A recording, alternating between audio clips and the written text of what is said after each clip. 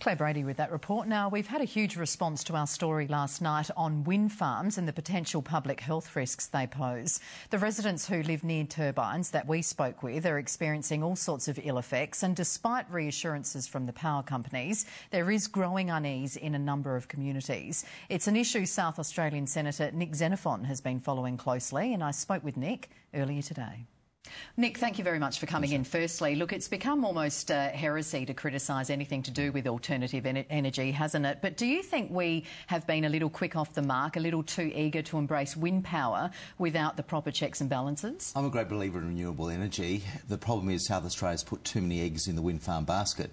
We've got tremendous geothermal reserves which can provide baseload power, long-term power that's reliable, but we're not investing in that because we've put so much of our resources into wind power, and there are huge human consequences as well. Well, how did you become interested in the topic? I've had many residents that have complained to me about what they're facing. We've got the worst wind farm laws anywhere in the country in terms of protecting the rights of individuals. That needs to change, but also there's emerging evidence that this is a huge public policy scandal, and what Today Tonight revealed last night indicates that there's a lot more to come. Well, what are people telling you? What are those residents saying? Well, people are being driven out of their own homes. How can you have people turned into wind turbine refugees because the noise, the infrasound, that low frequency noise that actually affects brain activity is ruining their lives? There is a whole range of issues here in terms of local government accountability, but also the accountability of the state and federal governments, particularly the federal government, which makes these wind turbines possible by virtue of the renewable energy scheme. Well, you've said it yourself that the noise has a lot to do with brain activity, but I take it you've also heard from the industry itself, you know, saying that the noise is nothing but irritating, absolutely nothing more.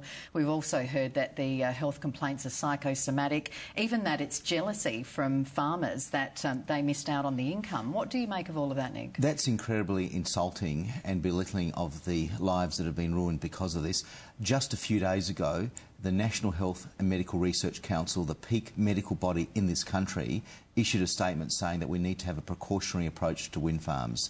When you have the peak medical body in this country saying that we need to be cautious about this, then that should make everybody take notice. Well, it's certainly saying something, but the industry itself saying is only anecdotal evidence. Well, of course the industry will say that. They've got billions of dollars tied up in this. They have a huge vested interest, but it's about time we looked at the community interest, and right now individuals' rights are being trodden over. I think it's inevitable that there could well be legal action, if not in South Australia, in Victoria or New South Wales, or a combination of states, any time now, because so many people are beginning to speak out. And what your program did last night is, I think, empowering people to say they do have rights, they do have an ability to do something about this. Well, local councils have played a big part in this. Do you think that they've been diligent enough in the process, in the planning and approval?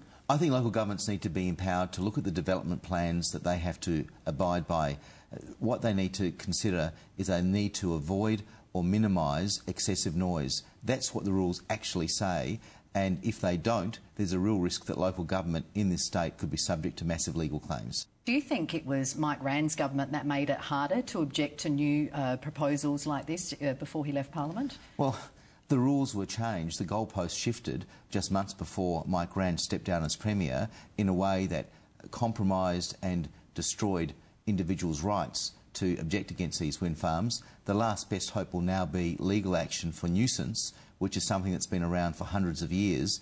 We need to use that law for people to actually assert their rights once and for all, and I think that will make governments at all levels sit up and take notice. What about advice for communities who perhaps are facing new developments? What do you say to them? Look, you are not alone. Don't buy the line that it's inevitable that these applications will be approved. You do have rights, and those rights are that you have the right to be able to enjoy your property, to have a good night's sleep without disturbance.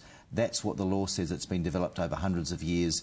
It's about time those rights were asserted. All right, obviously there are many people who feel let down with this. Thank you very much for your time, Nick. Pleasure.